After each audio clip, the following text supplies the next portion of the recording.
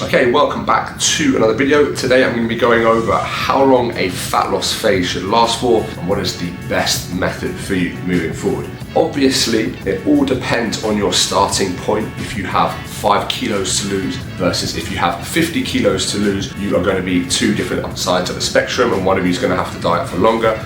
There's quite a little bit more I want to go into when it comes to weight loss. So hopefully after going over a few of the things I've got here, it's going to give you guys the best chance possible to succeed on your fat loss journey. So we have fat loss phases or cuts or diets, whatever you want to call it. We have a short cut and we have a long cut. I'm going to go over the pros and cons of each so you can kind of see where you stand. Now with the short fat loss phase, obviously it's in and out. The pros are, as you can imagine, take weight off very quickly. If you have kind of an event coming up, it's quick. That's pretty much the pros. You're in and you're out nice and quick. The cons are, it's obviously not sustainable. A quick fix in this game doesn't really work. If you just drop your calories super low and come out, you're probably going to come straight back to where you were. So you really want to be careful going too aggressive with these fat loss phases. And then obviously you have the longer fat loss phase. The pros are you retain so much more muscle and it's much more sustainable long term. The cons are it just takes a long time, and some people just don't have the discipline to diet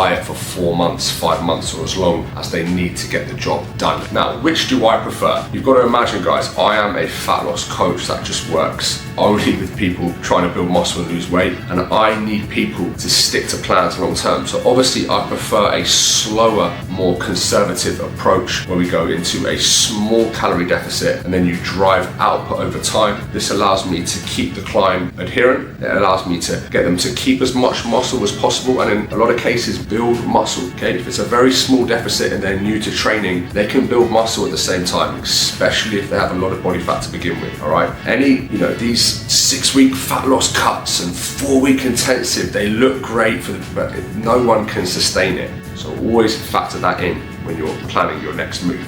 Now, okay, there's 2 things that I think are most important. The first one is we want to maintain muscle. Your goal when you're dropping body fat should be to maintain as much muscle as possible, to keep your metabolism healthy, just to keep you looking good. That's one important thing. The second most important thing is you want to sustain this. Nobody wants to lose 10 kilos to then 6 weeks later put 10 kilos back on. We want to lose fat and keep it off for good. That is priority. Now, one thing we need to think about is the deeper you get into a fat loss phase, the harder it gets. So if you're 16, 20, 24 weeks into a fat loss phase and you start to get leaner and leaner and leaner, you'll start to notice your body fighting back, an increase in hunger. You'll notice your training sessions start to slack a little bit. It gets harder to maintain your lifts. Your body starts craving. You start dreaming about food. So many people I know, when they want to start a fat loss phase, they can just fast in the morning. Yeah, it's easy. I just fast in the morning, have a coffee, I'll have my first meal at 12. The deeper you get in, you start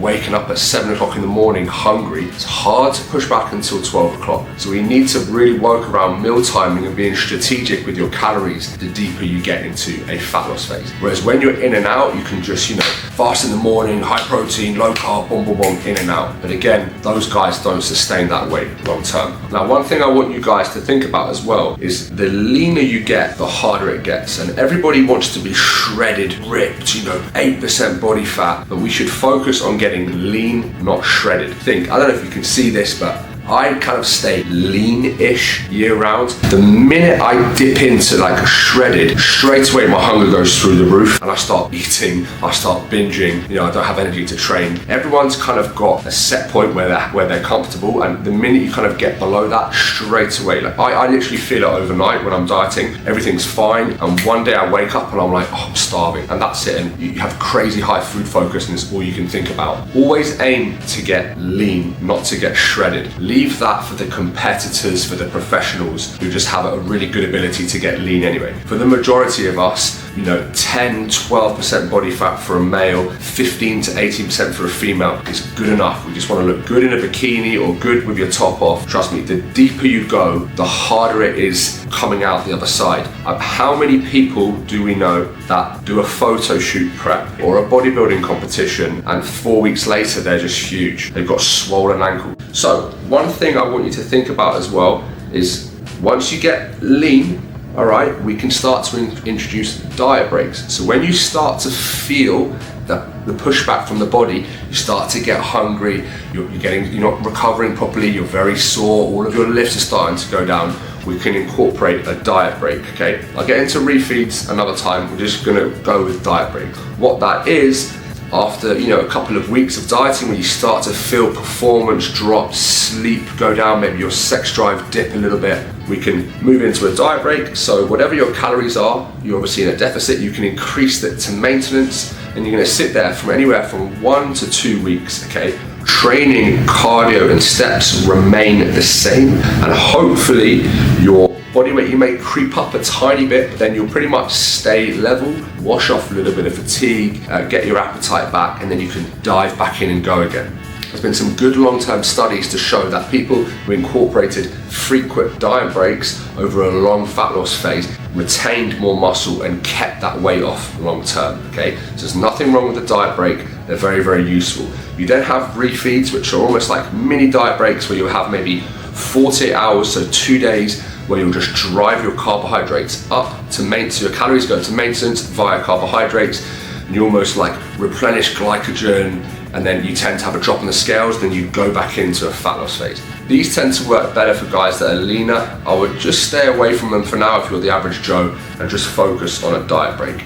But remember, it's a diet break at maintenance. It's not a 2 weeks off, let's go on a night out, eat a load of shit and whatever.